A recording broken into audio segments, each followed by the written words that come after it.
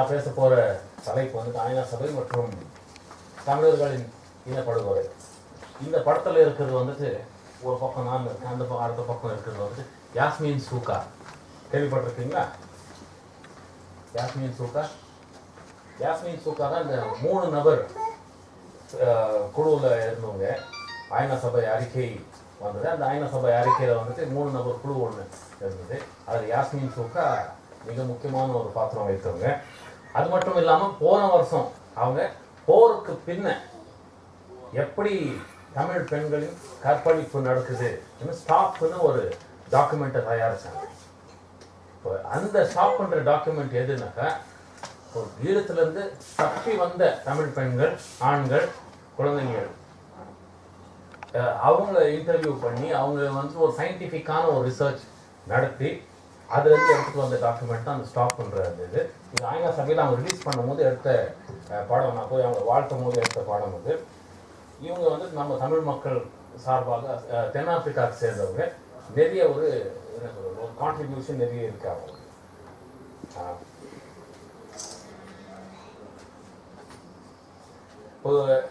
ஐநா சபைக்கும் தமிழ் பிரச்சனைக்கும் எப்பத்துலேருந்து ஒரு தொடர்பு இருக்குதுன்னு பார்த்தோம்னா, இது வந்து நான் 2001ஆம் ஆண்டுலேருந்து நான் தொடங்குறேன்.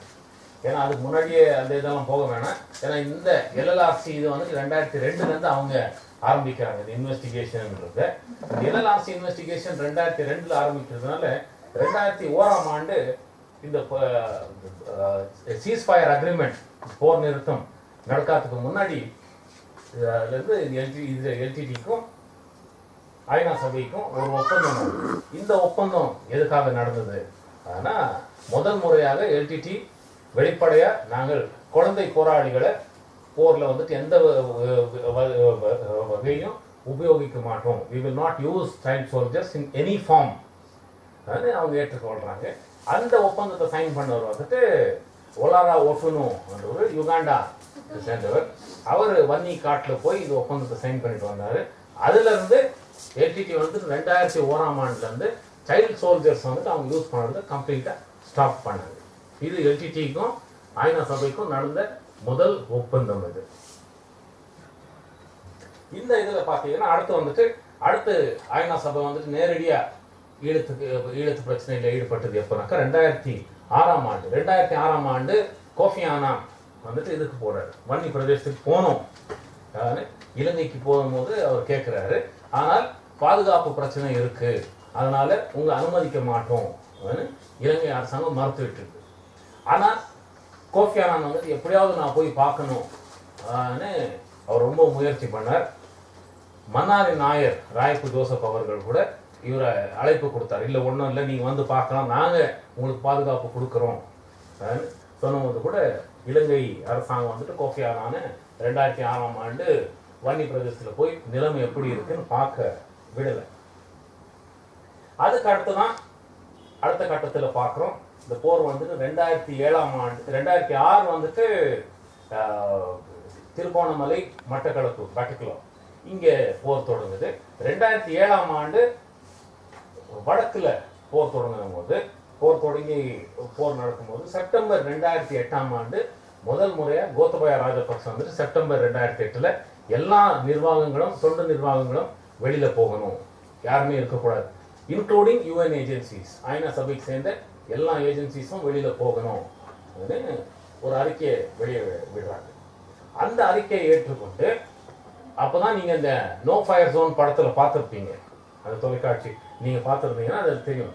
செப்டம்பர் 2008 தான் எல்லாருமே வெளியில் போகிறாங்க.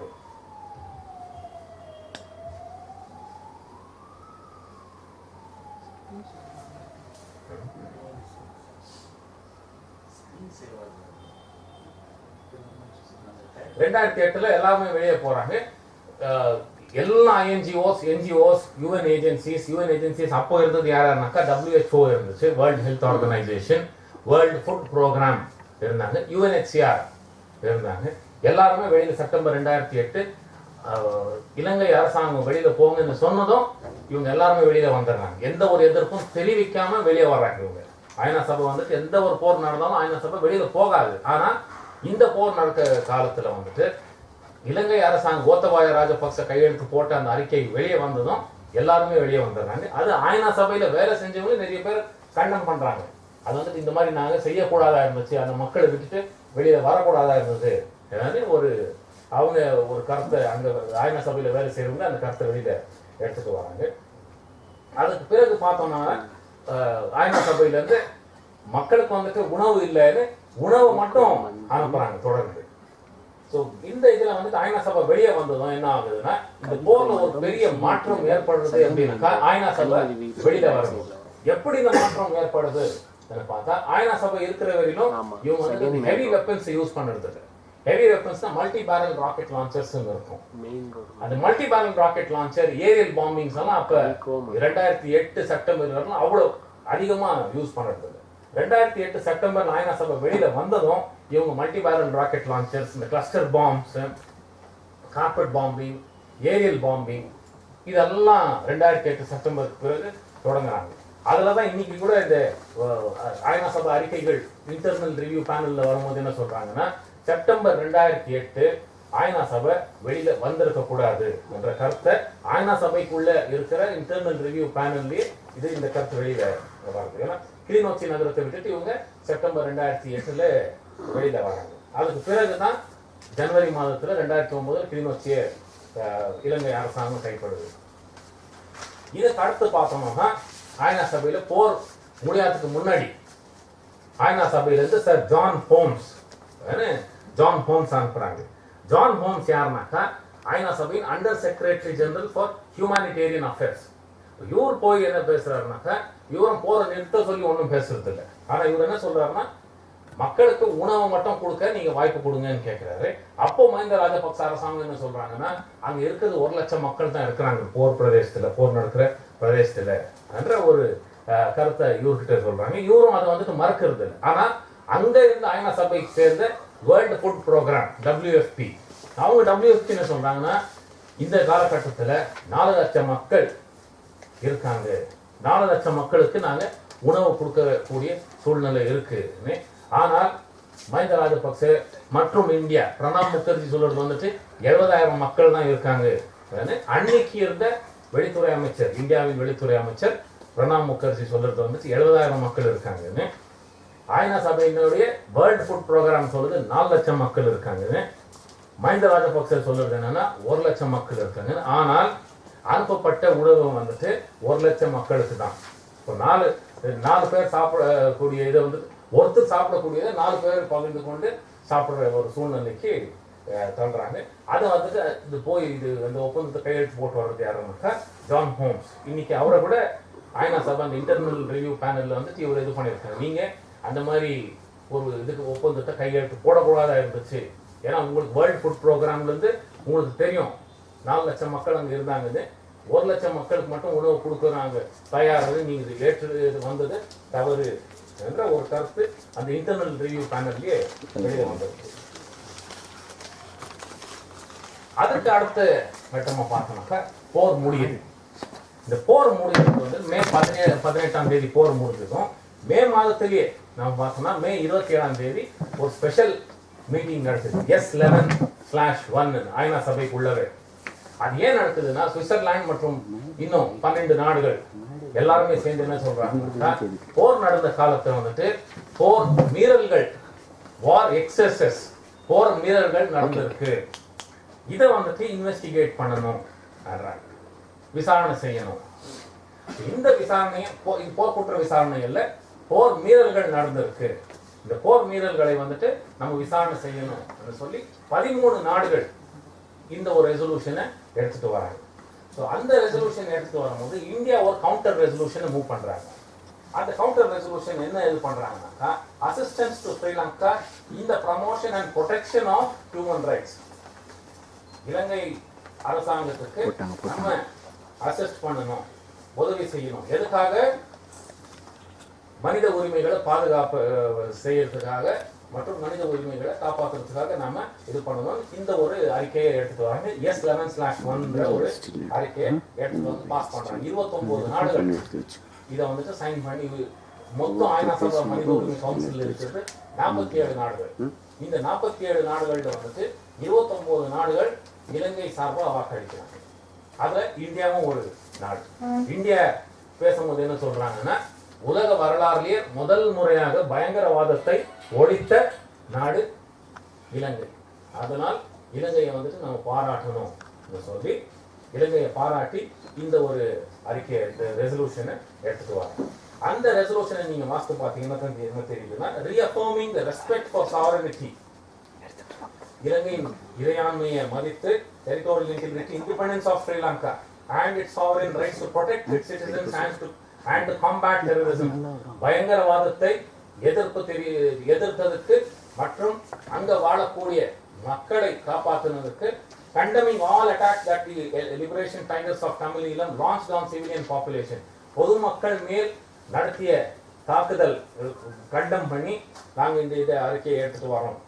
எல்டிடி வந்து அதுல இன்னும் என்ன சொல்றாங்கன்னா, தமிழ்ல LTD launched on the civilian population and practice of using civilians as human shield, மனிதர்கள் வந்துட்டு ஒரு ஷீல்டு மாதிரி அங்க வாழக்கூடிய பொதுமக்கள் வந்துட்டு ஒரு ஷீல்டு மாதிரி யூஸ் பண்ணாங்க. இதை நாங்க கண்டம் பண்றோம் இந்த ஐநா சபை அறிக்கையில எடுத்துட்டு வராங்க. அது மட்டும் இல்லாம இந்த போர் முடிந்ததை கூட அவங்க வந்துட்டு வரவேற்கிறாங்க. வரவேற்று என்ன சொல்றாங்கன்னாக்கா, இந்த அறிக்கையில பாத்தீங்கன்னா மே 27ஆம் தேதி வந்த அறிக்கையில 2009ஆம் ஆண்டு முழுக்க இந்த அறிக்கை வந்துட்டு எல்டிடியை கண்டம் பண்ணி தான் இருக்கும். அதுல என்ன சொல்றாங்க நீங்க வாசிச்சீங்கன்னா தெரியும்.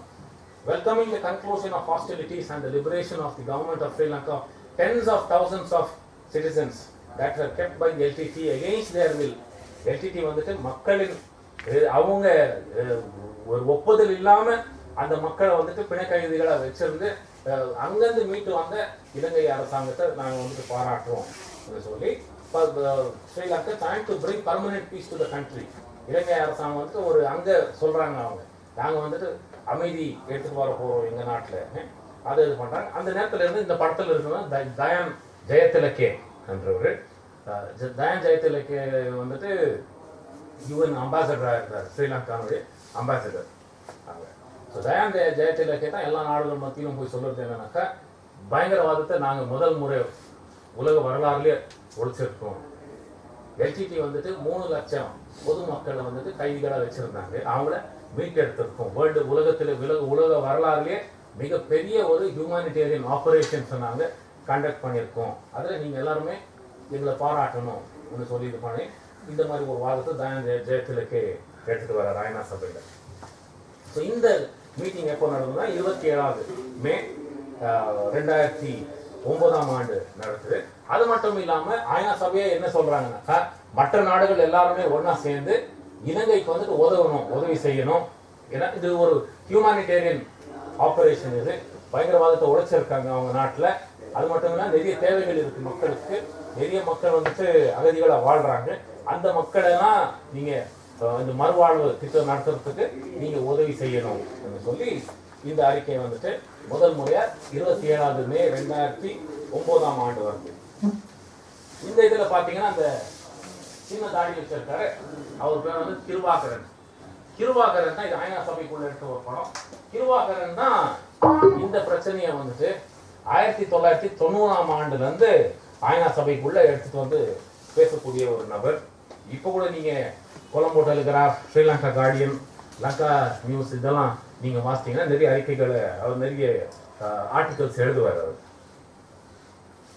அதுக்கு பிறகுதான் நீங்க பாத்தீங்கன்னா 2010ஆம் ஆண்டு வந்துட்டு பெர்மனன்ட் பீப்புள்ஸ் ட்ரைபியூனல் டப்ளின் நகரத்துல நடத்த நிரந்தர மக்கள் தீர்ப்பாயம். இந்த நிரந்தர மக்கள் தீர்ப்பாயத்துல அவங்க கொடுக்குற தீர்ப்பு, டப்ளின்ல என்ன தீர்ப்பு கொடுக்குறாங்க, இலங்கை போர்க்குற்றம் நடத்தியிருக்கு, வார் கிரைம்ஸ் நடந்திருக்கு, போர்க்குற்றங்கள் நடந்திருக்கு, கிரைம்ஸ் அகெயின்ஸ்ட் ஹியூமனிட்டி, மனிதத்தன்மைக்கு விரோதமாக கூட நிறைய குற்றங்கள் நடந்திருக்கு, இன்டர்நேஷனல் லா சர்வதேசிய சட்டத்தை மீறி இருக்காங்க இலங்கை, அதனால ஒரு முழு விசாரணை நடக்கணும் இலங்கையில. டப்ளின் நகரத்துல ஜனவரி 14 இருந்து 16ஆம் தேதி வரணும் நடக்குது இந்த டப்ளின்ல நிரந்தர மக்கள் தீர்ப்பாயம். அந்த தீர்ப்பாயத்துல இந்த ஒரு தீர்ப்பை கொடுக்குறாங்க. இந்த தீர்ப்பை கொடுத்த பிறகுதான் இங்க வந்துட்டு ஐநா சபையில வந்துட்டு அதே ஆண்டு 2010ஆம் ஆண்டு செப்டம்பர் மாதம் இந்த 3 நபர் குழுவை நியமிக்கிறாங்க. அந்த குழுவை யாருனாக்கா மார்சுகி தாருஸ்மான், இருக்காரு. அவர் இந்தோனேஷியாவுக்கு சேர்ந்த ஒரு பேர் கொண்ட ஒரு ஜட்ஜ். அவர் யாஸ்மின் சூகா தென்னாப்பிரிக்காவுக்கு சேர்ந்த அந்த அம்மையார். அவங்க ப்ரொஃபஸர் ஸ்டீஃபன் ராட்னர் அமெரிக்கா நாட்டுக்கு சேர்ந்தவர், இன்டர்நேஷ்னல் லா எக்ஸ்பர்ட் அவர். அது மட்டும் இல்லாமல் யூஎஸ் ஸ்டேட் டிபார்ட்மெண்ட்டுக்கு அவர் ஒரு அட்வைசர் அவர். இவங்க 3 பேர் தான் இந்த ஒரு ரிப்போர்ட்டை வந்துட்டு யூஎன் ரிப்போர்ட்டை ஐநா சபையினுடைய ரிப்போர்ட்டை தயாரிக்கிறாங்க. இந்த ஐநா சபை ரிப்போர்ட்டை தயாரிக்கும் போது 10 முறை இந்த 3 பேரும் இலங்கைக்கு போகணும், நாங்கள் இலங்கையில் வந்து விசாரணை நடத்தணும், இன்னும் விசா கேட்கறதுக்கு அப்ளை பண்ணுறாங்க. 10 முறை அவங்க விசா அப்ளிகேஷன்ஸ் வந்துட்டு இலங்கை அரசாங்கம் ரிஜெக்ட் பண்ணுறாங்க.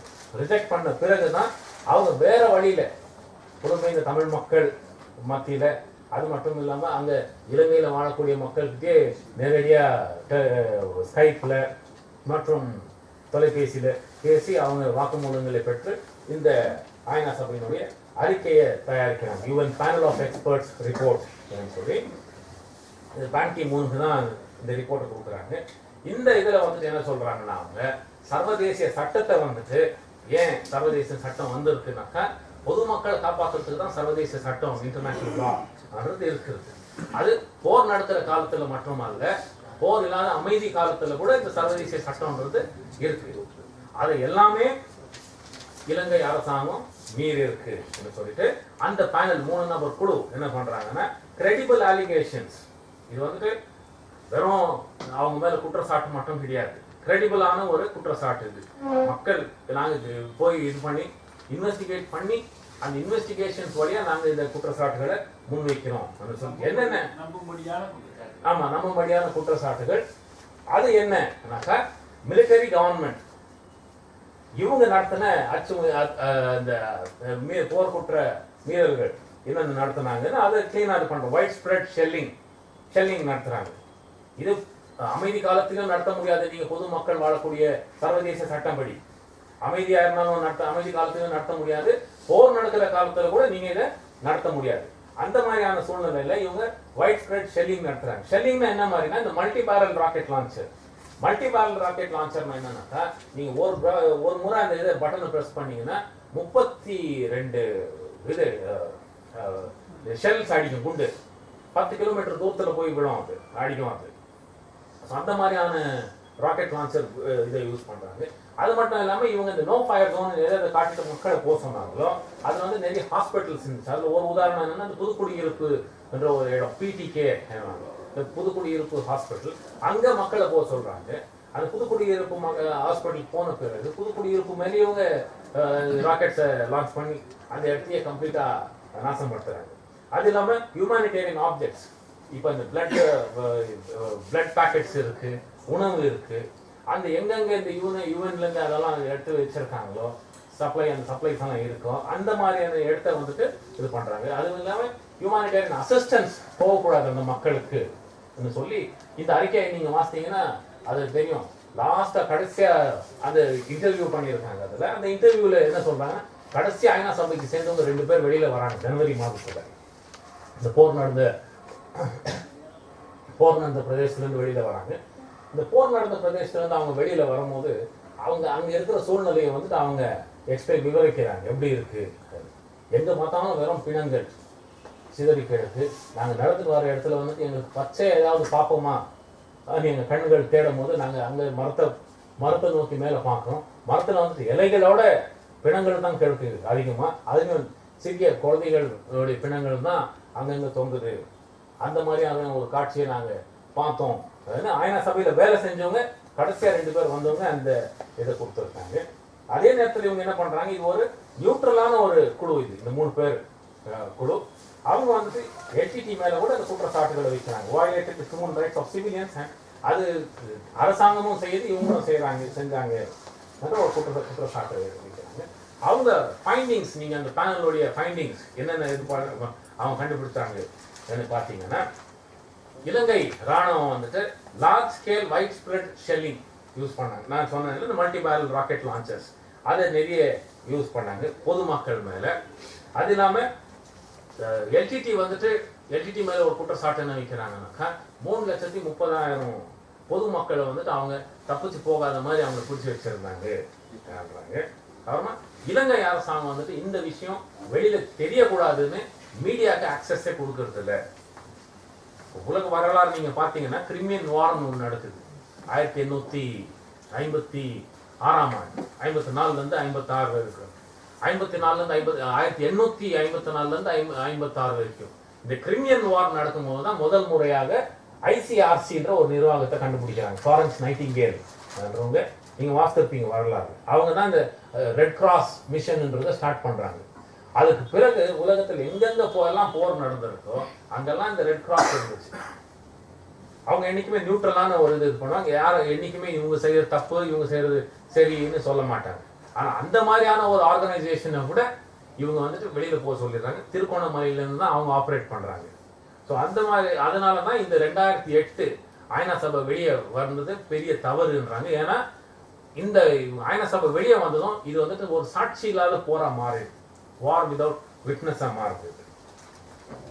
ஸோ அந்த இது இல்லாம இன்னொரு மிகப்பெரிய இன்னொரு குற்றச்சாட்டு என்ன வைக்கிறாங்கன்னாக்கா, யார் யார் மனித உரிமைகள் சார்பாக பேசுறாங்களோ அவங்க தமிழராக இருக்கலாம், சிங்களர்களாக இருக்கலாம், அவங்கெல்லாம் நிறைய பேர் காணாமல் போயிட்டாங்க, நிறைய பேர் வந்து தப்பிச்சு வெளியே போயிட்டாங்க. அதுக்கெல்லாம் காரணம் இந்த அரசாங்கம் சொல்றாங்க.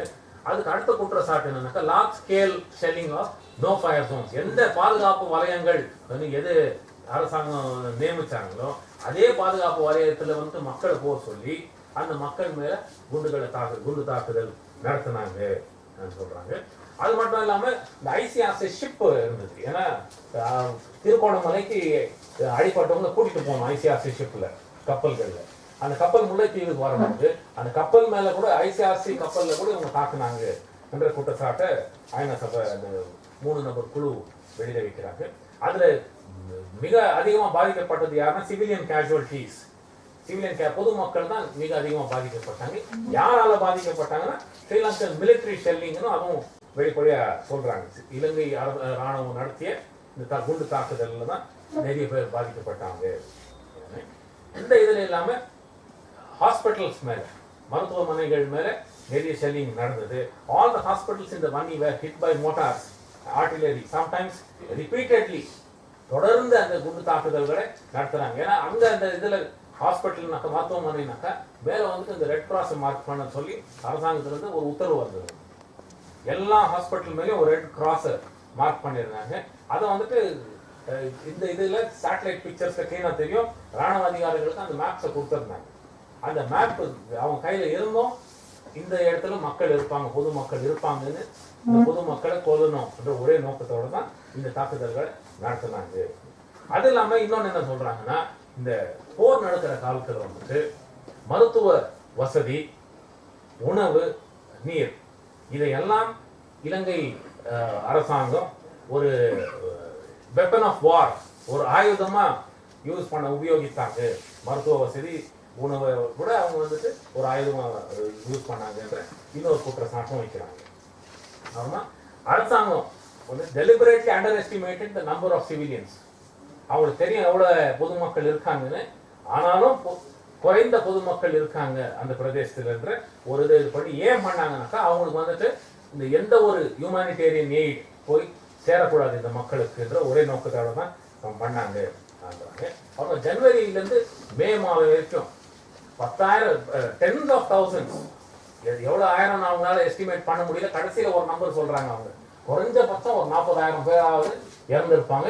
அந்த கன்சர்வேட்டிவ் எஸ்டிமேட் 40,000 பேர். எங்க நாங்க நடத்தின ஒரு விசாரணையில குறைஞ்சபட்சம் 40,000 பேராவது இறந்திருப்பாங்க. அதாவது இந்த அறிக்கையில அவங்க சொல்றாங்க. அது மட்டும் இல்லாம தப்பிச்சு வந்த பொதுமக்களை வந்துட்டு என்ன பண்ணாங்க, இந்த கான்ஃபிளிக்ட் ஜோன்ல வெளியே வந்தவங்கள conflict zone further deprivation and suffering, அவங்க தப்பிச்சு வந்த பின்னிட்டு கூட இந்த தமிழ் மக்களை விடாம அவங்க வந்துட்டு இன்னும் பாடுபடுத்தினாங்க என்ற இன்னொரு குற்றச்சாட்டை வைக்கிறாங்க. அதுக்கு அடுத்து screening of Tamil Tigers took place without any transparency.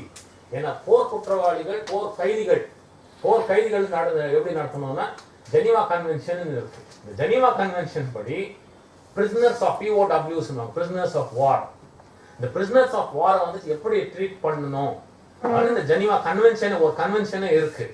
யாராவது வெள்ளப்படி பிடிச்சிட்டு வந்தா அவங்கள வந்து எப்படி ட்ரீட் பண்ணணும். ஏன்னா அவன் ஒரு பிரிசனர் ஆஃப் வார், அவனால இனி போராட முடியாது, அவன் சரணடைஞ்சிட்டான். சரணடைஞ்சவங்களை வந்துட்டு நீங்க எப்படி ட்ரீட் பண்ணணுன்ற ஒரு வழிமுறைகள் இருக்கு. அந்த வழிமுறையில இவங்க சரியா இது பண்ணல. அது மட்டும் இல்லாம யார் யார் இந்த பிரிசனர்ஸ் ஆஃப் வார் போய் சரணடைகிறாங்களோ அவங்களுக்கு இம்மிடியேட்டா ஐசிஆர்சி ஆக்சஸ் கொடுக்கணும். ஐசிஆர்சி போய் அவங்களை சந்திக்கலாம், ஐசிஆர்சி அவங்க கிட்ட பேசலாம். ஏன்னா அவங்க எல்லாம் போய் சரணடைவங்க வந்துட்டு அரசியல் கைதிகளாக தான் அவங்க ட்ரீட் பண்ணுவாங்க, பொலிட்டிக்கல் பிரிசனர்ஸ் தான் அவங்க ட்ரீட் பண்ணுவாங்க. ஆனா இங்க என்ன சொல்றாங்கன்னாக்கா இந்த டிரான்ஸ்பரன்சின்றதே கிடையாது. கைது செஞ்சவங்க எங்க போனாங்கன்னு தெரியாது. அவங்க செப்பரேட் பண்ணி எல்லாரையும் நிறைய பேர் சம்மரி எக்ஸிகியூஷன் நீங்க அந்த இது பார்த்துருப்பீங்க, எல்லாரையும் அமனமா சொல்ற காட்சிகளை பார்த்துருப்பீங்க. அது சம்மரி எக்ஸிகியூஷன் சொல்றாங்க. இந்த சம்மரி எக்ஸிகியூஷன்ஸ் நடந்தது. அது மட்டும் இல்லாம சரணடைஞ்ச பெண் போராளிகளை கற்பழிச்சாங்க. விமன் வேர் ரேப். Others simply disappeared. மற்றவங்க எல்லாம் எங்க காணாம போனாங்கன்னு தெரியாது. கொஞ்ச நேரத்துல ஆனந்தி சசிதரன் பேசுவாங்க. ஆனந்தியோட கணவர் கூட எங்க அவர் போய் சரணடைஞ்சார். சரணடைஞ்ச பிறகு என்ன ஆனாருன்னு தெரியாது, எங்க இருக்காருன்னு தெரியாது. அந்த மாதிரி ஏராளமான ஆயிரக்கணக்கில் இருக்கிற போராளிகள் அந்த மாதிரி காணாம போயிட்டாங்க, என்ன ஆனாங்கன்னு தெரியாது. அடுத்து வந்துட்டு இந்த ஐடிபிஸ், உள்நாட்டு அகதிகள் நம்ம யாரை சொல்றோம், இது டிஸ்பிளேஸ்ட் பர்சன்ஸ், இவங்களெல்லாம் கூட்டிட்டு போய் இந்த மணிப்பாம் முகாம் ஒரு 3 லட்சம் பேரை கூட்டிட்டு போய் இந்த மணிப்பாம் முகாம்ல போடுறாங்க. இந்த மணிப்பாம் முகாமை பத்தி பேசும்போது என்னன்றாங்க, இது ஓவர் கிரௌடட் கேம்ப்ஸ்ன்றாங்க. ஓவர் கிரௌடட் கேம்ப்னாக்க எப்படின்னாக்கா, ஐநா சபை படி ஒரு டென்ட்ல வந்துட்டு ஒரு குடும்பத்துக்கு 6 பேர் மட்டும்தான் இருக்க முடியும். ஆனா ஒரு டென்ட்ல இவங்க என்ன பண்றாங்கன்னாக்கா 20 பேர் போடுறாங்க. 6 பேர் மேக்சிமம் 6 பேர் வைக்கணும். மேக்சிமம் 6 பேர் வச்சு அவங்களுக்கு ஒரு டாய்லெட் இருக்கணும். ஆனா இங்க அதே 6 பேருக்குள்ள இருக்க டென்ட்ல வந்துட்டு 20 பேரை போடுறாங்க. அந்த டாய்லெட்டை வந்துட்டு ஒரு டென்ட்டுக்கு ஒரு டாய்லெட்னு இருக்கணும். ஆனா இவங்க என்ன பண்றாங்கன்னா 1000 பேருக்கு ஒரு கழிப்பறை, 1000 பேருக்கு ஒரு கழிப்பறை, அந்த ஒரு இதுல இது பண்றாங்க. அதுக்கு நிறைய பேர் வந்து காலையில போய் நின்னாங்க டாய்லெட்டுக்கு போறதுக்கு, சாயந்தரம் வரைக்கும் அந்த கியூல நிக்கணும். அந்த மாதிரி ஆனா மருத்துவ வசதி கிடையாது, உணவு இல்லை. உணவுல கூட இப்போ நான் அந்த கேம்ப் போயிருக்கேன், 2 முறை நான் போய் அது முகாமுக்குள்ள போயிருக்கேன். அந்த முகாம்ல வேலை செஞ்சவரை ஒரு தம்பி எனக்கு ரொம்ப வேண்டியமானவர். அவர் சொல்வார், ஆனா 20,000 பேருக்கு உணவு கொடுக்க சொல்லியிருந்தாங்க எங்களுக்கு. ஆனா கேம்ப் உள்ள போகும்போது எங்களை வந்துட்டு வெறும் 1000 பேக்கெட் மட்டும் தான் எடுத்துட்டு போகணும். 1000 பேக்கெட்டை கரெக்டா எண்ணி தான் உள்ள விடுவாங்க. ஆனா அங்க 20,000 பேர் நிற்பாங்க. 1000 பாக்கெட் எப்படி நாங்க 20,000 பேர் கொடுக்குறதுன்னு தெரியாதானே எனக்கு. தெரியாம என்ன பண்ணுவோம், எல்லாம் வந்து ட்ரக்கு நாங்கள் உள்ள எடுத்துட்டு போனதும் அவங்க பிக்கப் பண்ணுவாங்க. அந்த வண்டியை பிக்கப்பை எடுத்துட்டு போனதும் 20,000 பேரும் நிற்குவாங்க. வந்து முன்னாடி எல்லாம் கத்திட்டு கூச்சல் போட்டு நிற்பாங்க. என்ன பண்றதுன்னு தெரியாது. எல்லாத்தையும் தூக்கி எறியும், கையில கடிச்சிட்டு அவங்க சாப்பிடுவாங்க, புடுங்கி சாப்பிடுவாங்க. அந்த மாதிரியான நிலைமைக்கு இந்த மக்களை மாற்றி விட்டுட்டாங்க. ஆனால் அதுக்கு பிறகு பார்த்தீங்கன்னாக்கா அந்த 1000 பேக்கெட் தீர்ந்துட்ட பின்னிட்டு எல்லாம் போவாங்க. போன போயிட்டு 4-5 பிணங்கள் கீழே கிடக்கும். யாருதான் வயசானவங்களுக்கு உணவு இல்லாம இது இல்லாம அந்த மாதிரி நசுங்கி செத்த ஒரு 4-5 பிணங்கள் தினந்தோறும் பார்க்கும் இந்த ஒரு காட்சியை. ஏன்னா எனக்கு தெரிஞ்ச ஒரு தம்பி சொன்ன ஒரு நிகழ்ச்சி. ஸோ அந்த மாதிரி இந்த முகாம்கள் எல்லாமே ஓவர் கிரௌடட் கேம்ப்ஸ். 6 பேர் இருக்கக்கூடிய இடத்துல 20 பேர், 6 பேருக்கு ஒரு டாய்லெட்னாக்கா இவங்க வந்து 1000 பேருக்கு ஒரு டாய்லெட். அந்த மாதிரி இதுல டாய்லெட்ஸும் எப்படின்னாக்கா டாய்லெட்ல விழுந்தே நிறைய பேர் இறந்துட்டாங்க. அந்த மாதிரியான சூழ்நிலைகள் எல்லாம் உருவாச்சு. அந்த இது இல்லாமல் நீங்க பாத்தீங்கன்னாக்கா இந்த கைதிகளை கூட பிடிச்சிட்டு போய் டார்ச்சர் பண்ணக்கூடாது. ஜெனீவா கன்வென்ஷன் படி டார்ச்சர் பண்ண தவறு. ஆனா இந்த சஸ்பெக்டட் தமிழ் டைகர்ஸ் யார் இருந்தாங்களோ அவங்க எல்லாம் கூட்டிட்டு போய் டார்ச்சர் பண்ணி அமனமா இது பண்ணி நிறைய பேர் சுட்டு கொள்றாங்க.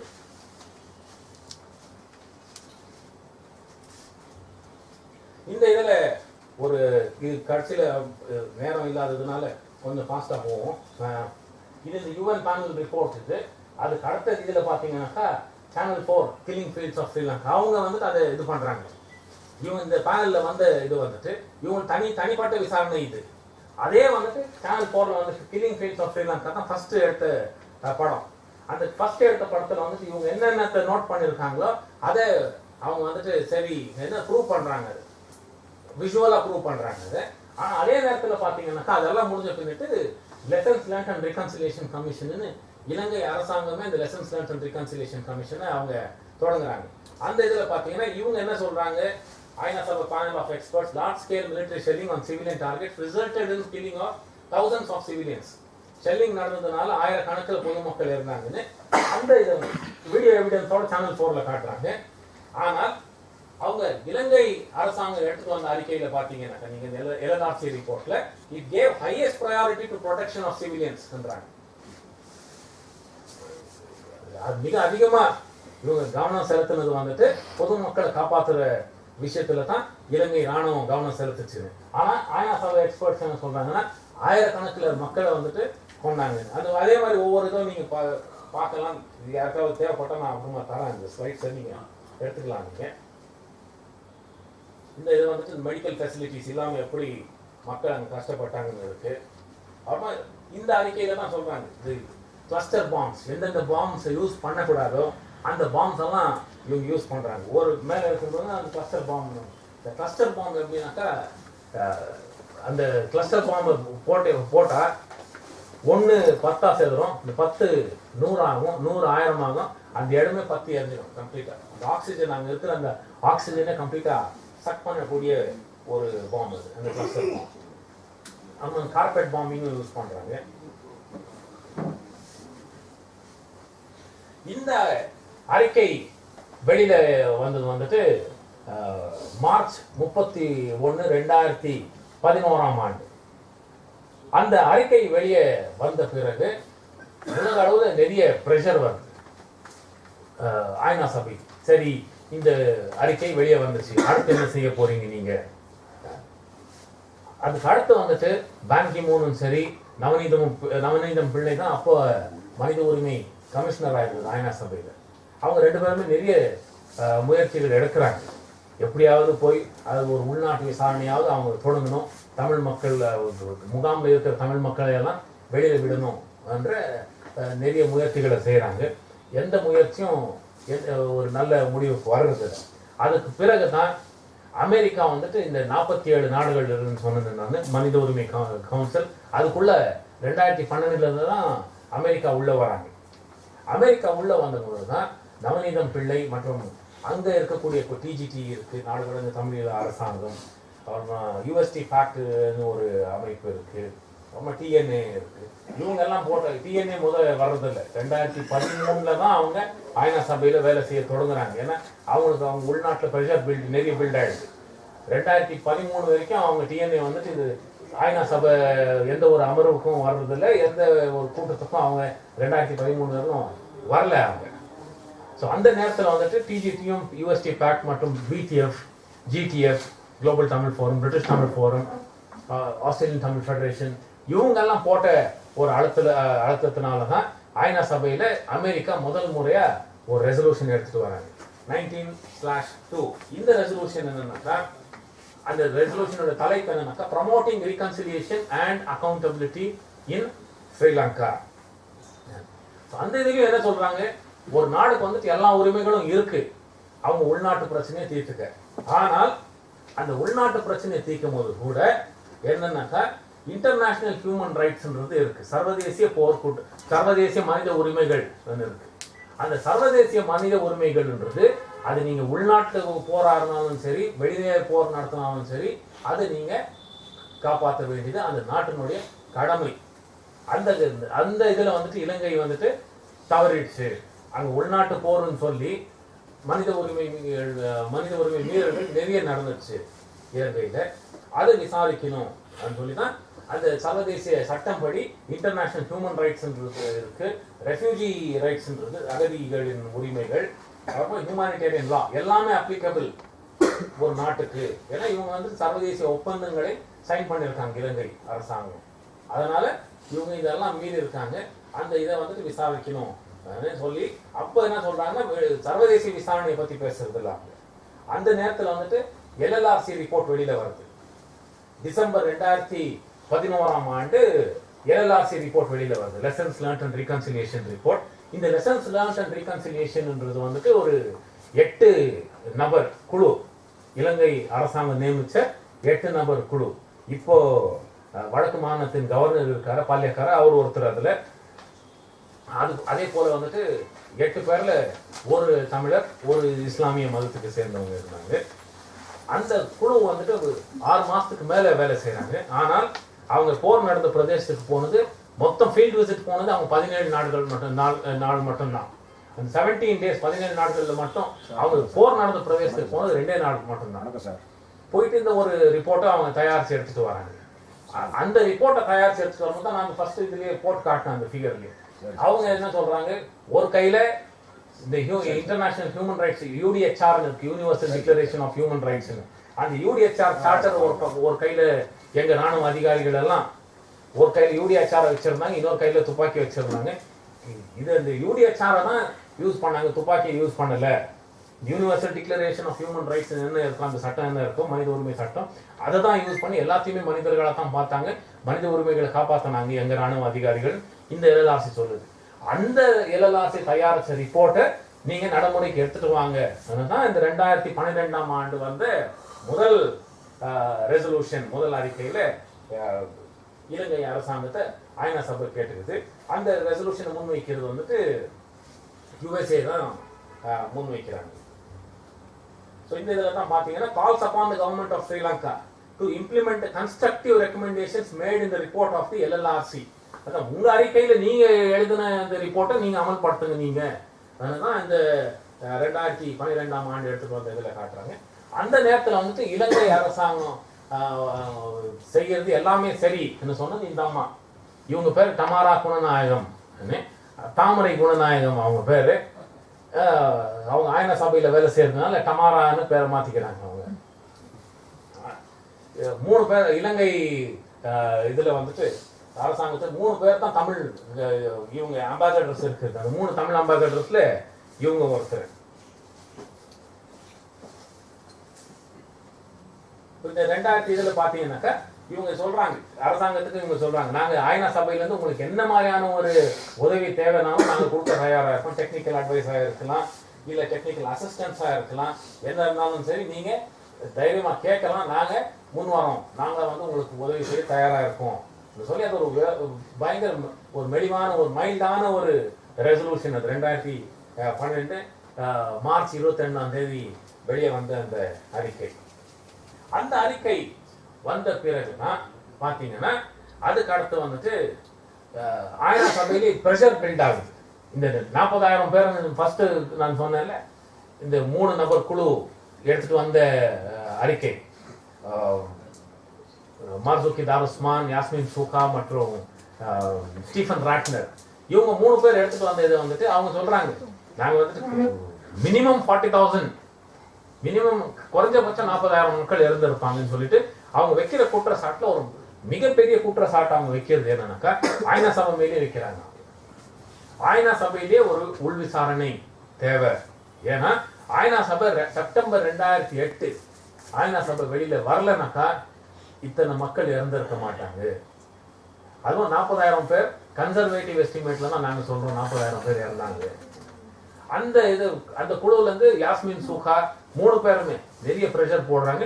நாங்க கொடுத்த அறிக்கையை வந்துட்டு நீங்க திருப்பி ஒரு இன்டர்னல் ரிவ்யூ வைக்கணும். நீங்க அந்த பிரஷர் தாங்க முடியாம ஐரோப்பிய நாடுகள்ல, அமெரிக்கால மற்ற குழுக்கள் எல்லாமே யூஎஸ்டி பேக் மற்றும் டிஜிடி, ஜிடிஎஃப், பிடிஎஃப் இவங்க போட்ட அழுத்தத்தினால ஐநா சபையில இருந்து இன்னும் ஒரு இன்டர்னல் ரிவ்யூ பேனல் பண்ற ஒரு சீனியர் அதிகாரி சார்ல்ஸ் ஜேம்ஸ் பெட்ரின்றவர் அவரை நியமிக்கிறாங்க.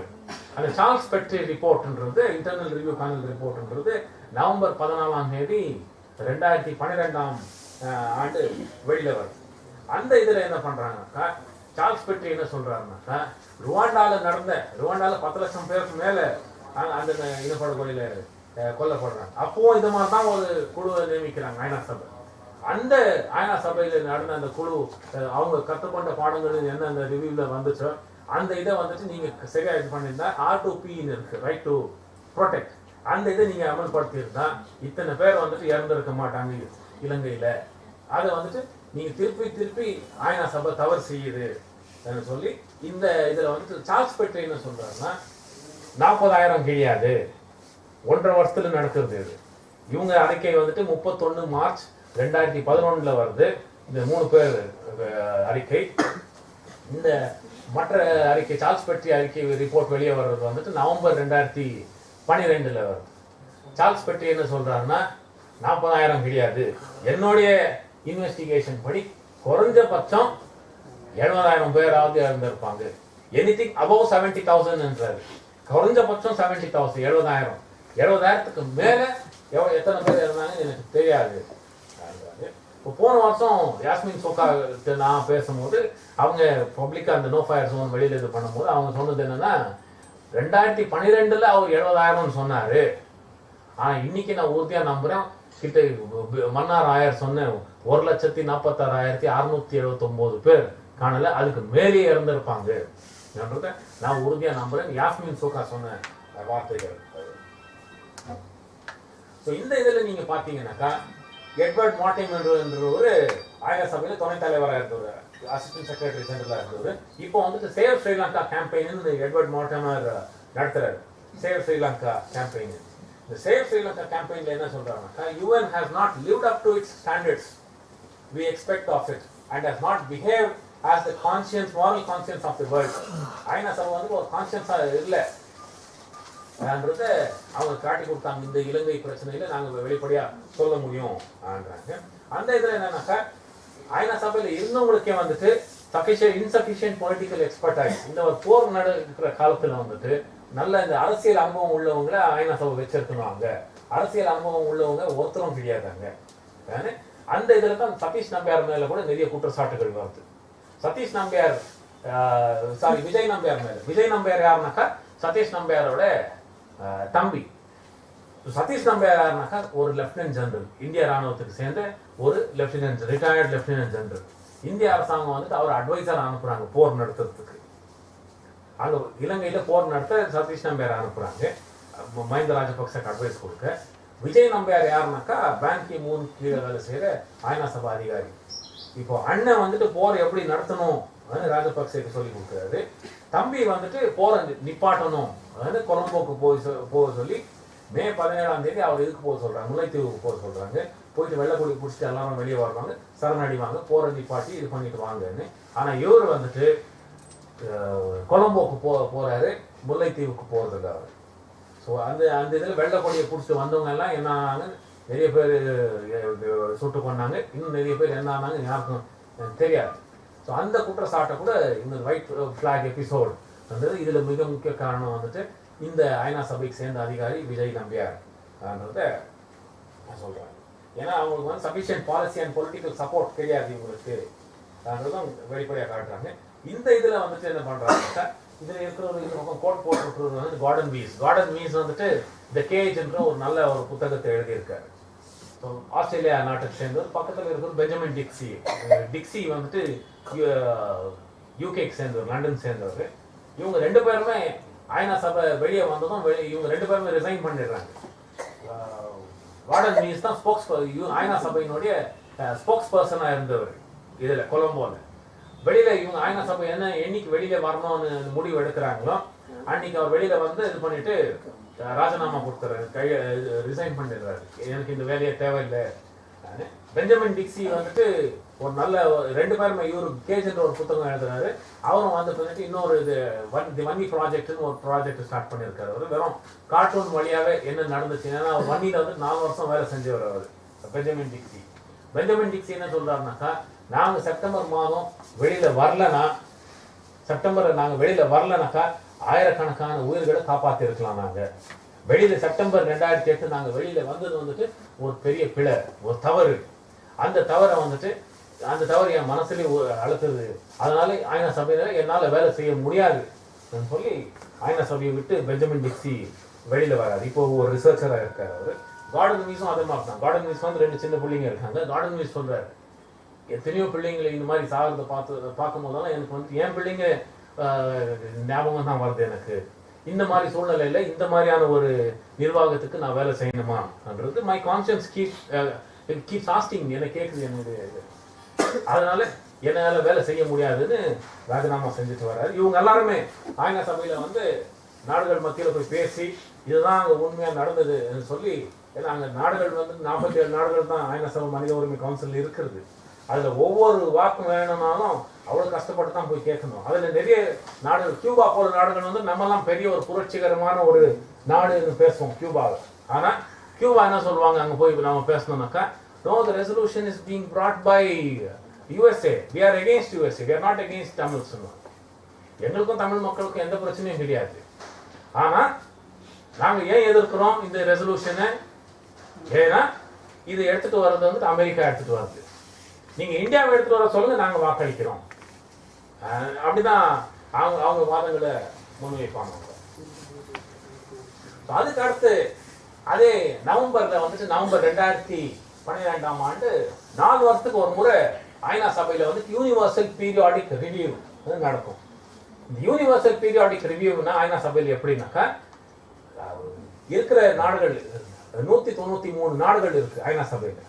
193 நாடுகள்ல வந்துட்டு ஒரு நாடு, இப்போ இந்தியான்னு எடுத்தோம்னாக்கா, இந்தியாவில் இருக்கிற மனித உரிமை சூழ்நிலை எப்படி 3 வேற நாடுகள், ஆப்பிரிக்கால இருந்து ஒரு நாடு, ஐரோப்பிய கண்டத்துல இருந்து ஒரு நாடு, அமெரிக்கால இருந்து ஒரு நாடு, அந்த மாதிரி 3 கண்டத்துக்கு சேர்ந்த நாடுகள் வந்துட்டு இவங்க டிரா ஆஃப் லாட்ஸ் சொல்லுவாங்க, அந்த மாதிரி எடுக்கலாம், வெளியே எடுத்து அவங்களே இது பண்ணலாம். அந்த மாதிரி இலங்கைக்கு வந்து ஆப்பிரிக்கால இருந்து பெனின் என்ற ஒரு நாடு வருது. ஆப்பிரிக்கால ஒரு சிறிய நாடு பெனின். யூரோப்ல இருந்து அவங்க எடுக்கிறது வந்துட்டு ஸ்பெயின் நாட்டை எடுக்கும்போது சீட்ல வர்றது ஸ்பெயின். ஏசியா கண்டத்திலிருந்து எடுக்கும்போது அவங்களுக்கு வர்றது இந்தியா. இந்தியா ஒரு பக்கம் நிக்குது, மனித உரிமை மீறல்களே நடக்கல இலங்கையிலன்னு. ஸ்பெயினும் பெனினும் வந்துட்டு நிறைய நடந்திருக்கு. ஏன்னா நாங்க நிறைய தகவல்களை ஸ்பெயினுக்கும் பெனினுக்கும் அனுப்பணும். நேரடியாக கூட நாங்க போய் நிறைய ஸ்பெயின் நாட்டுக்கு சேர்ந்தவங்க நேரடியா சந்திச்சோம். நானும் ஜப்னால ஸ்ரீதரன் எம்பி இருக்கார், நானும் அவரெல்லாம் போய் ஸ்பெயின் நாட்டு இவங்க போய் சந்திச்சோம். பெனின்ன்றது ஒரு பிரெஞ்சு மொழி பேசக்கூடிய நாடு. பிரெஞ்சு மொழி பேசக்கூடிய ஃபாதர் இமானுவேல் இருக்காரு, அவர் பிரெஞ்சு மொழி நல்லா பேசுவார். ஸோ அவரு தான் அவங்கள போய் சந்திச்சு நாடு போனாங்க. அந்த யூனிவர்சல் பீரியாடிக் ரிவ்யூன்றது ஒரு இந்த 3 நாடுகள் மதிப்பிடுவாங்க, ஒரு இவால்வேட் பண்ணோம் எப்படி இருக்குன்னு, அந்த சூழ்நிலை எப்படி இருக்குன்னு ஐநா சபையில வெளிப்படையா எல்லா நாடுகளும் பேசலாம். பேசும்போது உலகத்திலேயே அதிகமா முதல் முறையா 200க்கு மேல ரெக்கமெண்டேஷன்ஸ் உலக வரலாறுலயே முதல் முறையா யூனிவர்சல் பீரியாடிக் ரிவ்யூல முதல் முறையா 2010 ரெக்கமெண்டேஷன்ஸ் வருது. இருக்கிறது 193 நாடுகள். அதுல வந்து நிறைய நாடுகள் வந்துட்டு இலங்கையில் இதெல்லாம் நடக்குது, இந்த மாதிரி அவங்க ரெக்கமெண்ட் பண்றாங்க, இதெல்லாம் நடத்தினா சூழ்நிலை மாறும், இந்த மாதிரி எல்லாம் பண்ணலாம்னு. இலங்கை என்ன பண்றாங்க, அவுட்ரைட்டா 110 ரெக்கமெண்டேஷன்ஸ் ரிஜெக்ட் பண்ணிடுறாங்க. இல்ல எங்களுக்கும் இதுக்கும் சம்பந்தம் இல்லை, நாங்க எங்களால ஒன்றும் செய்ய முடியாது. இன்னும் 100 ரெக்கமெண்டேஷன்ஸ் ஏற்றுக்கிறாங்க. ஆமா, இந்த நீங்க கொடுக்குற ரெக்கமெண்டேஷன்ஸ் நாங்க ஏற்றுக்கிறோம் சொல்லிட்டு என்ன சொல்றாங்கன்னா, இந்த ரெக்கமெண்டேஷன்ஸ் நாங்க ஆல்ரெடி இம்ப்ளிமெண்ட் பண்ணிட்டோம், அதனால நீங்க கொடுக்கறது புதுசா ஒண்ணும் இல்லை எங்களுக்கு, இதெல்லாம் நாங்க ஆல்ரெடி இம்ப்ளிமெண்ட் பண்ணியாச்சு இதை நாங்க சொல்லி மொத்தம் 45 நாடுகள் கொடுத்த 99 நாடுகள் ரெக்கமெண்டேஷன்ஸ் கொடுக்குறாங்க. 99 நாடுகள் கொடுத்த ரெக்கமெண்டேஷன்ஸ் 45 நாடுகள் கொடுத்த ரெக்கமெண்டேஷன்ஸ் ஐநா சபையில இந்த யுஎன் யூனிவர்சல் பீரியாடிக் ரிவ்யூ 4 வருஷத்துக்கு ஒரு முறை நடக்கும். இந்த இதை வந்துட்டு இவங்க ரிஜெக்ட் பண்றாங்க. 2016ஆம் ஆண்டு நவம்பர் மாசத்துல திருப்பி அவங்க ரிவ்யூ, இந்தியாவும் அதே நேரத்துல தான், இந்திய ரிவ்யூ கூட அந்த நேரத்துல தான் நடக்கும்.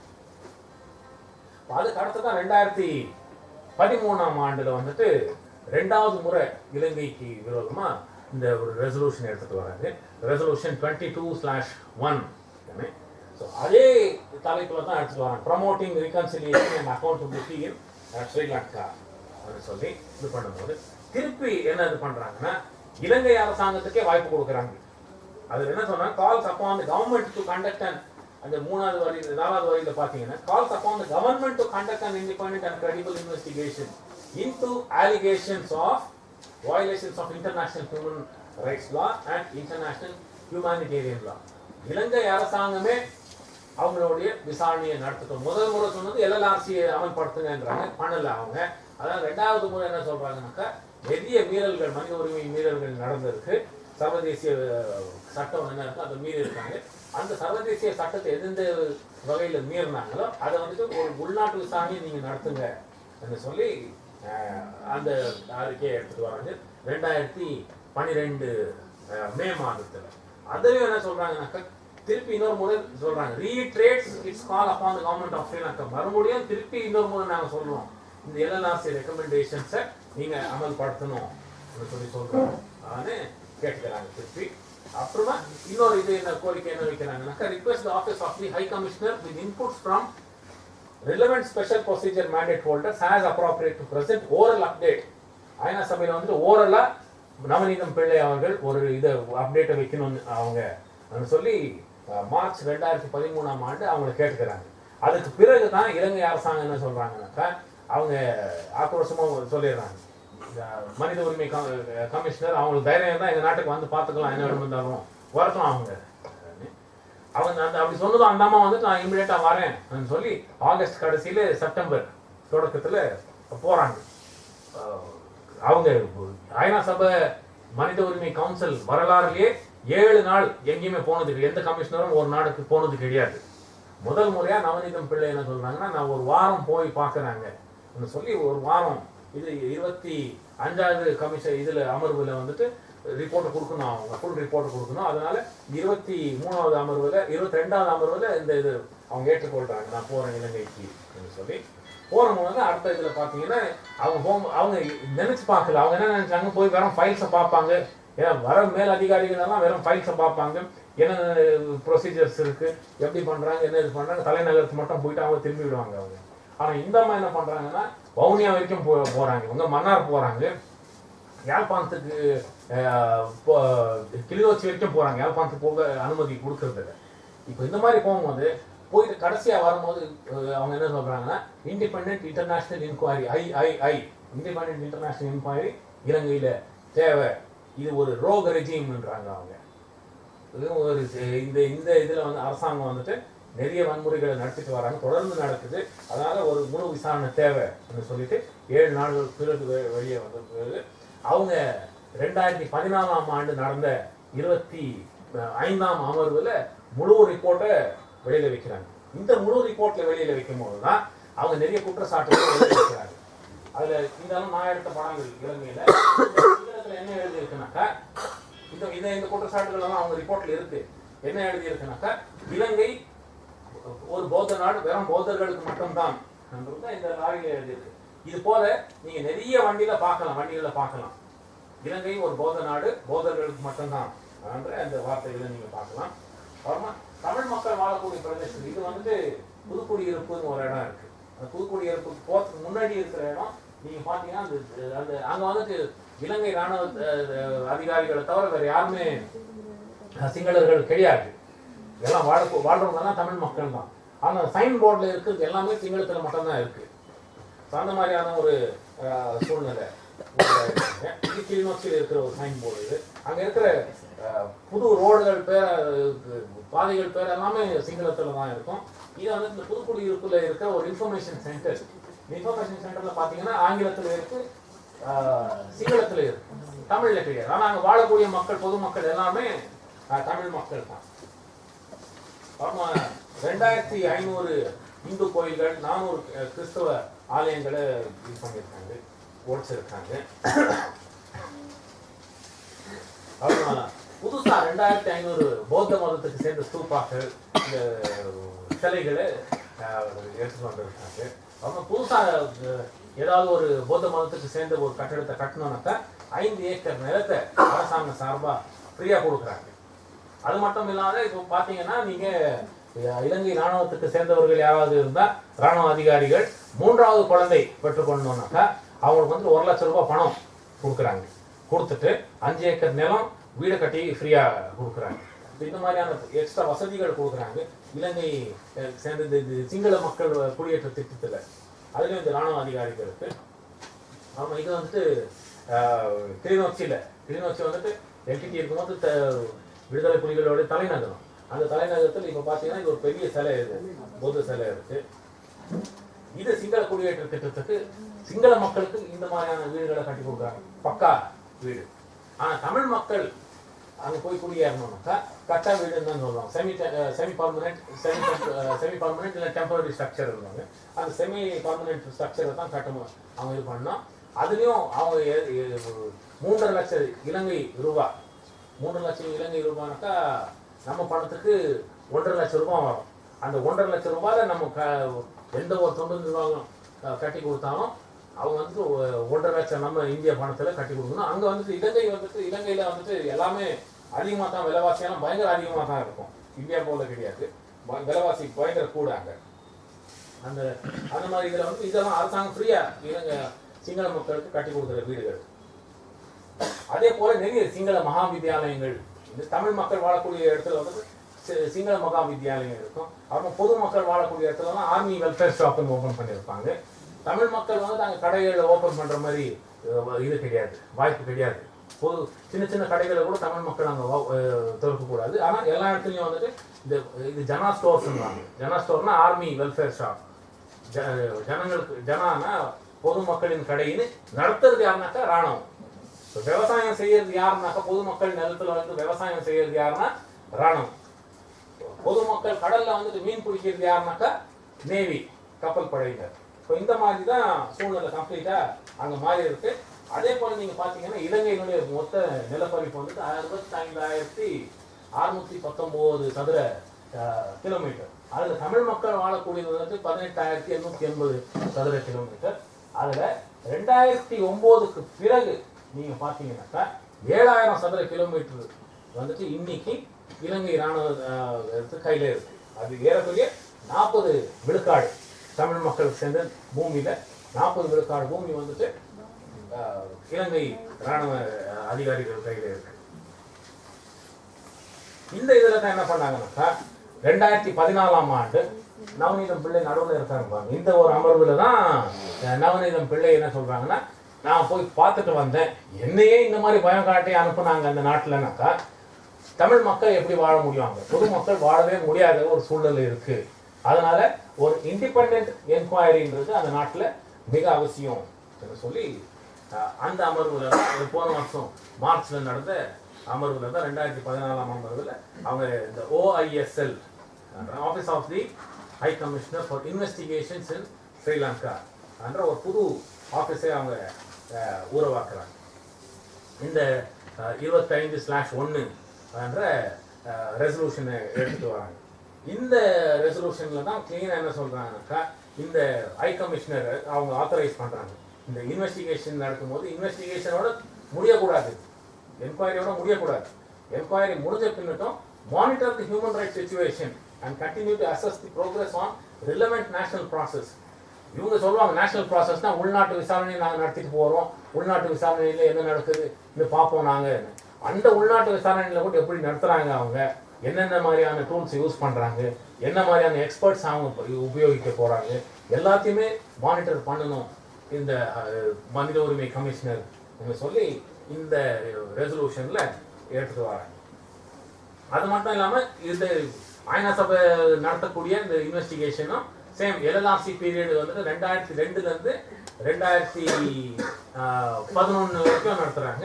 அதே காலகட்டத்தில் இந்த ஐநா சபை மனித உரிமை கமிஷனரும் நடத்தணும் என்று சொல்லி இந்த அறிக்கையில் வெளியே எடுத்துட்டு வராங்க. அதே மாதிரி 27th செஷன்னா போன செப்டம்பர் 2014 செப்டம்பர்ல ஒரு ஓரல் ரிப்போர்ட்டை கொடுக்கணும்ன்றாங்க. அதை போன செப்டம்பர்ல இந்த ஓரல் ரிப்போர்ட்டை கொடுத்தாங்க. இந்த செஷன்ல இந்த அமர்வு மார்ச்ல நடந்துட்டு இருக்கு.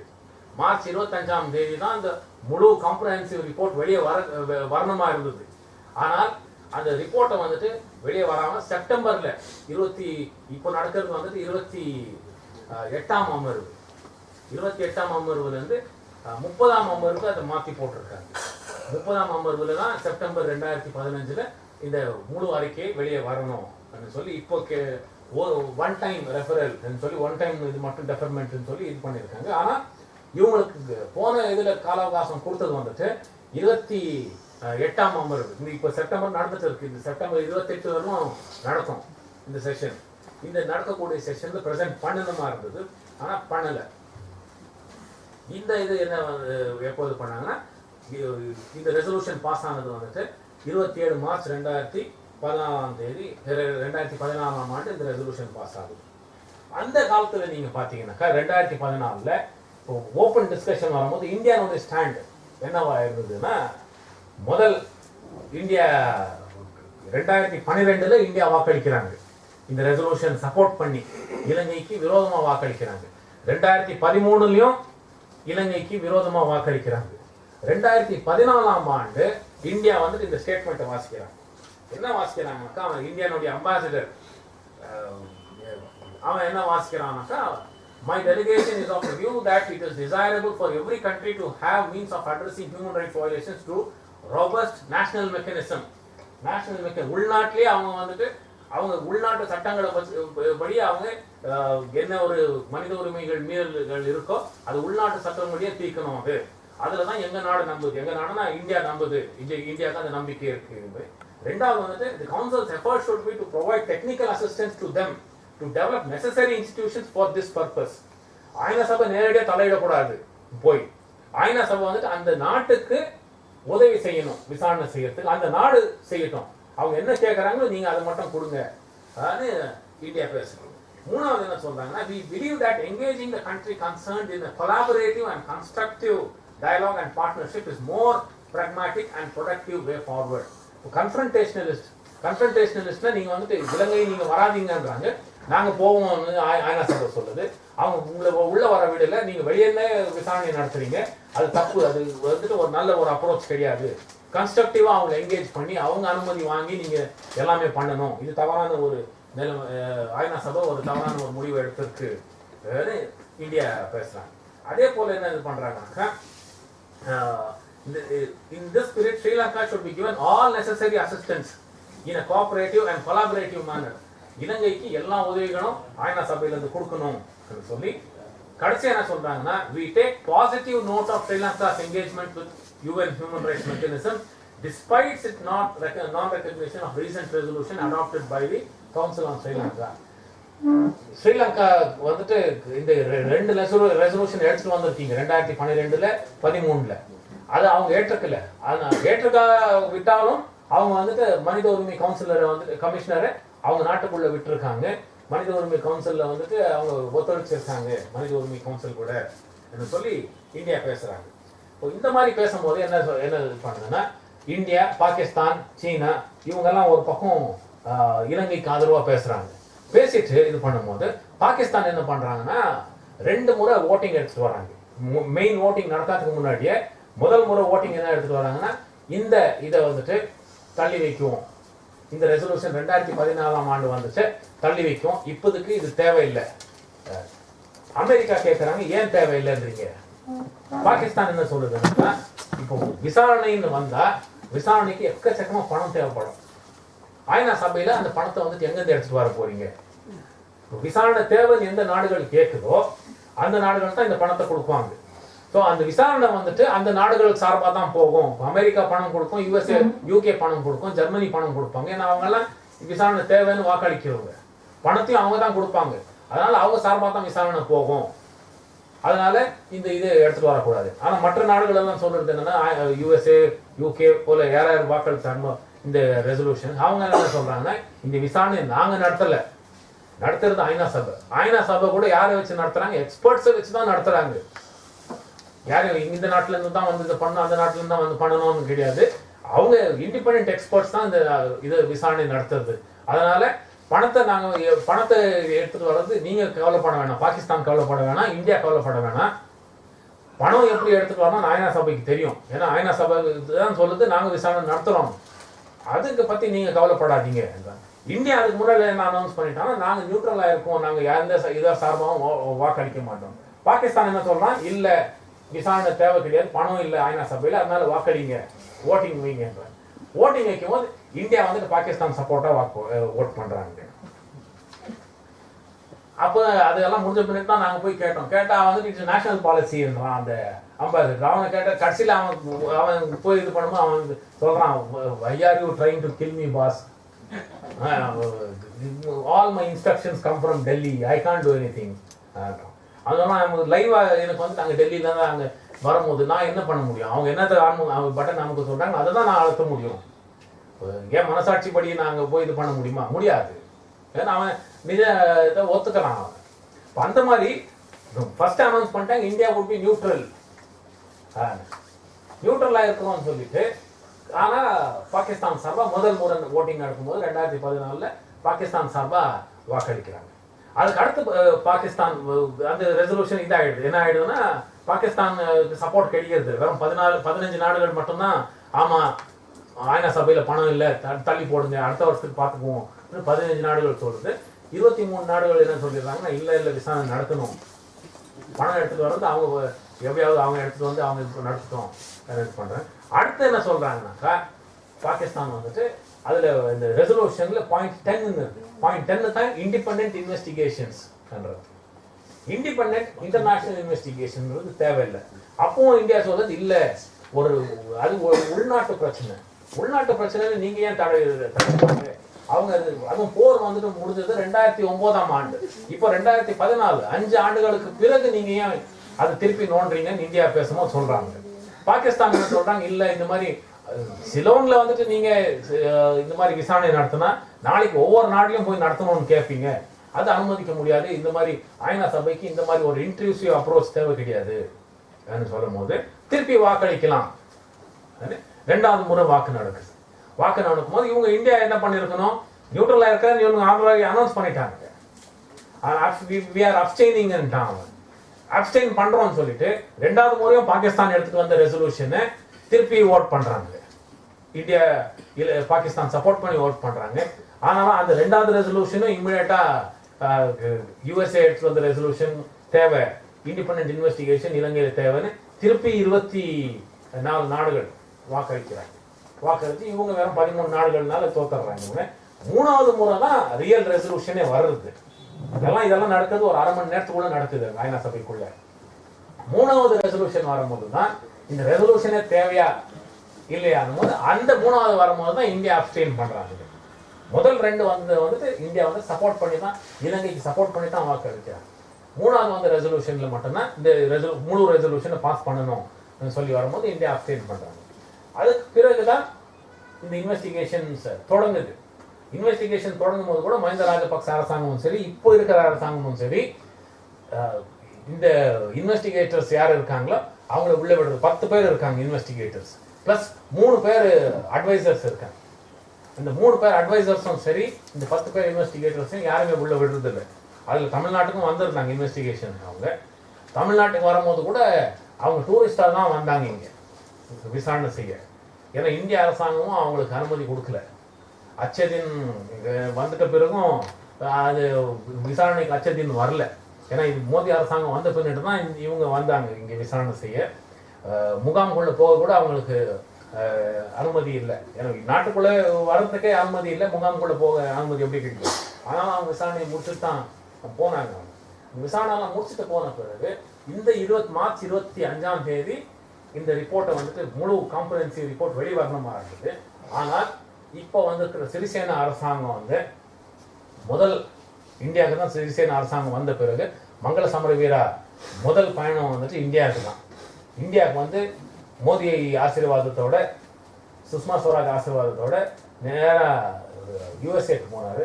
யுஎஸ்ல போய் அவங்க அங்கே இருக்க அதிகாரிகளை மீட் பண்ணிட்டு யூகேக்கு போயிட்டு அங்கேருந்து ஜெனீவா போய் ஜெனீவாவில் வந்துட்டு எங்களுக்கு கொஞ்சம் வாய்ப்பு கொடுங்க, உள்நாட்டு விசாரணை டொமஸ்டிக் மெக்கானிசம் நாங்கள் ஒன்று தயாரிக்கிறோம், அந்த டொமஸ்டிக் மெக்கானிசம் வர வரலாம் நீங்கள் இது பண்ணுங்க, உங்களுக்கு நாங்கள் முழு ஒத்துழைப்பு கொடுக்குறோம் சொல்லி இது பண்ண பிறகு பிரின்ஸ் ஜயித் ஐநா சபையினோட இப்போ இருக்கிற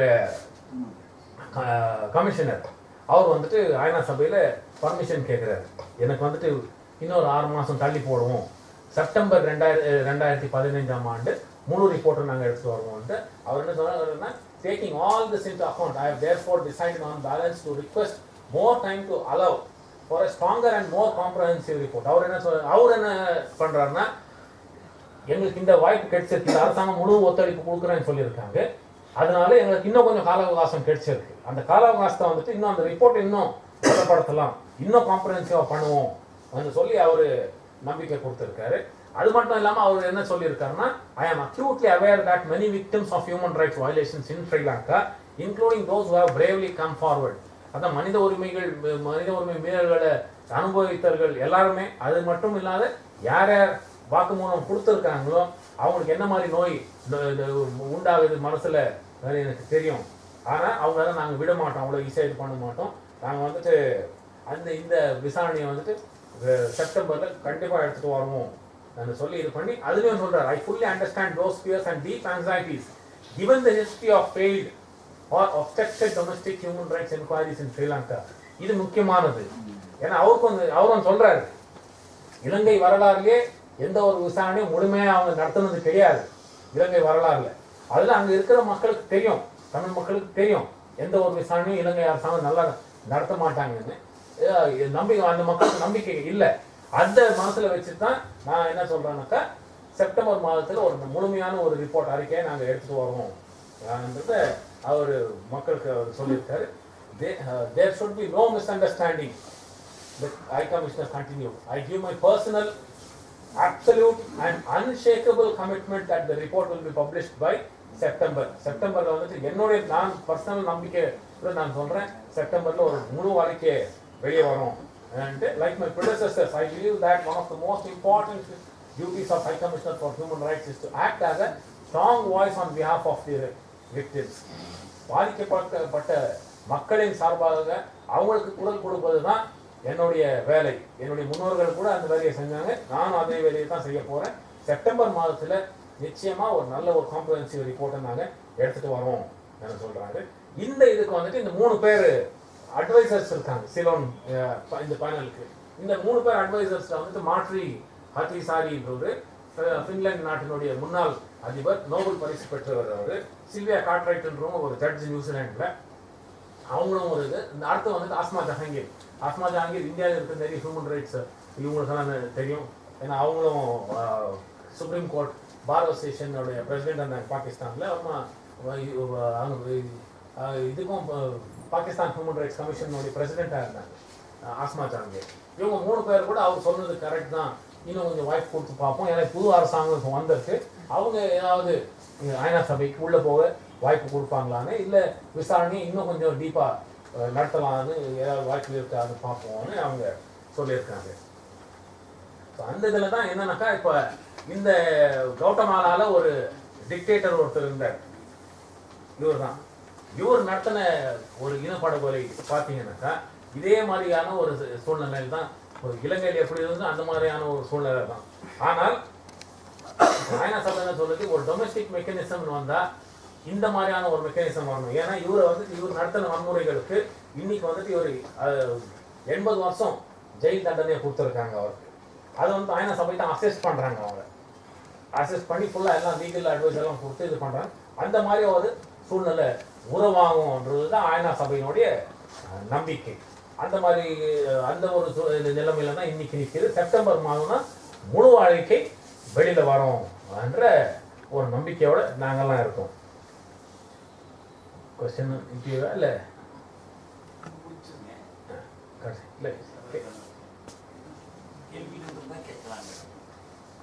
தமிழர்களுக்கு வீடு கட்டி தரதுக்கு இவங்க ஏதாவது பணம் தரணுமா? யாரு? கவர்மெண்ட். எந்த கவர்மெண்ட்? சொன்னீங்கல்ல தமிழ் பீப்புளுக்கு. ஆமா, ரிஹாபிலிட்டேஷன் மறுவாழ்வு திட்டத்துக்கு அவங்க பணத்துல வந்து 25,000 கொடுக்குறாங்க.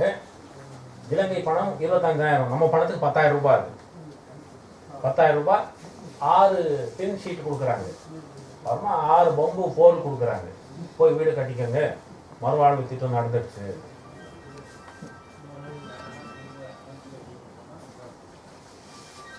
இந்த தீர்மானத்தை அந்த அறிக்கை தள்ளி போனதுக்கு 6 மாதம் தள்ளி போனது, இதுல இந்தியாவுக்கு ஏதாவது ரோல் இருக்காது? ஆமா, நான் சொன்னேன் ஃபர்ஸ்ட் இந்தியாவுக்கு தான், இந்தியாவுடைய ஆசீர்வாதத்தினால தானே அவர் போனது. இந்த ஐடியா கொடுக்கறதே இந்தியா தான், தள்ளி போடுங்கன்னு இது பண்ணது இந்தியா தான். இந்தியா தான் லாபி பண்ணி அங்க, ஏன்னா அங்க பவர்ஃபுல்லான நாடுகள் சொன்னாதான் நாங்க ஏற்றுக்குவாங்க, இல்லைன்னா அது கூட ஒரு ஓட் பண்ணி தான் நாங்க ஏற்றுக்குவோம். அந்த இதுக்கு இந்தியா வந்துட்டு ஒபாமா வந்தார் இல்ல, ஒபாமா வரும்போது அவர் இங்கே இது பண்ணி ரிபப்ளிக் டே வரும்போதே அவரை தள்ளி போட வைக்கலாம், ஏன்னா ஆட்சி மாற்றம் வந்திருக்கு, அவர் இங்கே கன்வின்ஸ் பண்ணி இங்கேருந்து அனுப்பி விட்டுறாங்க. அது அதுக்கு முன்னாடி ஒபாமா வராதுக்கு முன்னாடி தான் இவன் மங்கள சமர் வீரா இந்தியாவுக்கு வந்தது. இந்தியாவுக்கு வந்து இந்தியா கிட்ட எல்லாம் பேச்சுவார்த்தை நடத்திட்டு போனதுன்னா இந்தியா வந்துட்டு அமெரிக்காவை சம்மதிக்க வைக்கிறாங்க. அமெரிக்காவை சம்மதிக்க வச்சா எல்லாரையும் சம்மதிச்ச மாதிரி தான், ஏன்னா அமெரிக்கா தான் இந்த ரெசல்யூஷன் எடுத்துட்டு வர்றது. அதனால இந்தியாவுடைய ஃபுல் சப்போர்ட் இருக்கு.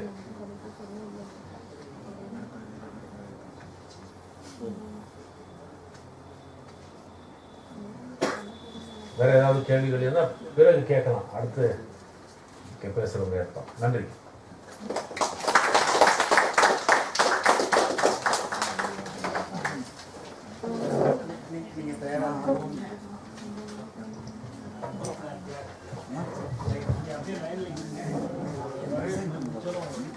தோழர் பால் நியூமன் அவர்களுக்கு நன்றி.